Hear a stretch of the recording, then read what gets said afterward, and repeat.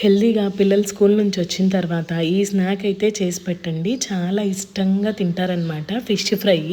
నేను ఈ వీడియోలో 2 రకాలుగా ఫిష్ ఫ్రై ఎలా చేసుకోవాలో ఈజీ మెథడ్లో లెస్ ఆయిల్తో చూపిస్తాను. ఇక్కడ కావాల్సిన ఐటమ్స్ అన్నీ నేను ఈ ప్లేట్లో చూపిస్తున్నాను కదా, అవన్నీ ఫిష్ ఫ్రై కోసం ఉండాలి. వెరీ లెస్ ఆయిల్, తక్కువ మసాలాతో అయితే నేను చేస్తున్నాను. స్పెషల్గా పిల్లలు స్నాక్స్ ఈవినింగ్ హెల్తీగా పెట్టుకోవాలి అని అనుకునే వాళ్ళు మాత్రం ఈ ఫిష్ మనం మార్కెట్లో తెచ్చుకునేటప్పుడే పెద్ద ఫిష్ తీసుకోవాలి. తక్కువ ముళ్ళు ఉన్న ఫిష్ అడిగితే వాళ్ళు చెప్తారు కదా, వీటిలో తక్కువ ముళ్ళు ఉంటాయి అని చెప్పి అలాంటి ఫిష్ అయితే తీసుకొని వచ్చామన్నమాట.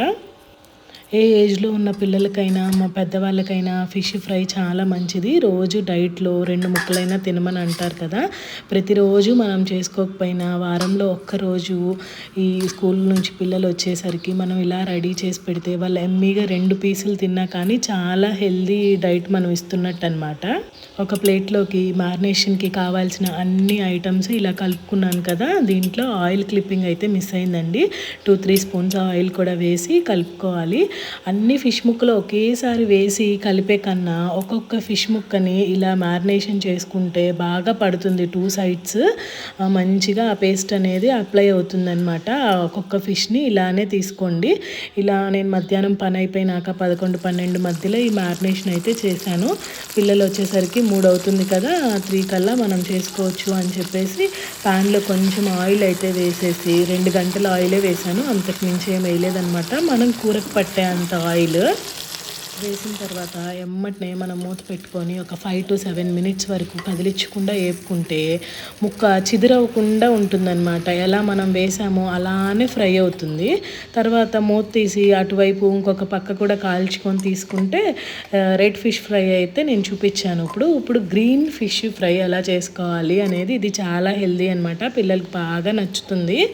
ఈ వీడియో పూర్తిగా చూస్తే మీకు అర్థమవుతుంది కదా ఏమేమి వేసాను అనేది. దీంట్లో పుదీనా, కొత్తిమీర, అల్లం వెల్లుల్లి, తగినంత పచ్చిమిరకాయలు తక్కువే వేసుకోండి పిల్లలకు కాబట్టి.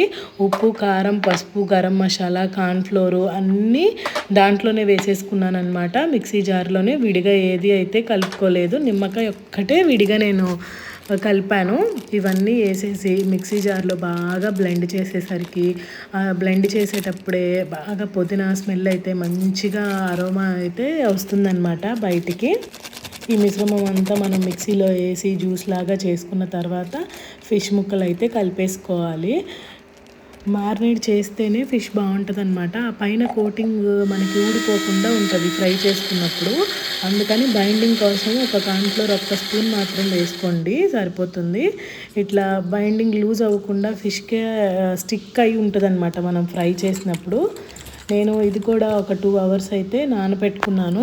ఇదంతా కలిపేసిన తర్వాత కొంచెం వాటర్ అయితే నావి ఎక్కువైనాయి. మీరు ఇలా పోసుకోకుండా కొంచెం గట్టిగా అయితే పేస్ట్ ఇచ్చేసుకోండి. నాకు బాగా బ్లెండ్ అవ్వకపోయేసరికి నేను ఒక చుక్క వాటర్ ఎక్కువ కలిపాను అనమాట. ఇంత లూజ్గా కాకుండా కొంచెం ఆ పేస్ట్ని గట్టిగా కలుపుకుంటే బాగా అప్లై అవుతుంది. ఇంకా ఇలానే నానబెట్టేసి కొంచెం ఆయిల్ పోసుకొని ప్యాన్లో ప్రతి ముక్కని విడివిడిగా వేసుకున్న తర్వాత దాన్ని కూడా లిడ్ క్లోజ్ చేసి ఫ్రై చేసుకుంటే బాగా వేగుతుంది. తక్కువ ఆయిల్తోనే ఫిష్ ఫ్రై చాలా బాగా టేస్టీగా అనిపిస్తుంది. దట్టు పుదీనా ఫ్లేవరు అదంతా మసాలా కలిపి ఆ ఫిష్తో పాటు తింటుంటే బాగా పిల్లలకైతే నచ్చిందనమాట. గ్రీన్ ఫిషే బాగుంది రెడ్ ఫిష్ కన్నా అని చెప్పేసి అంటున్నారు. తక్కువ మనం చిన్న చిన్న ముక్కలు కోయించుకుంటే ఏంటంటే తొందరగా ఉడికిపోతాయి పెద్ద ముక్కల కన్నా. ముక్క ఉడకక ముందులే కదిలిస్తే మాత్రం చిదురవుతుంది. చూసుకొని చేసుకోండి. చాలా టేస్ట్ అయితే బాగుంది. Thank you for watching.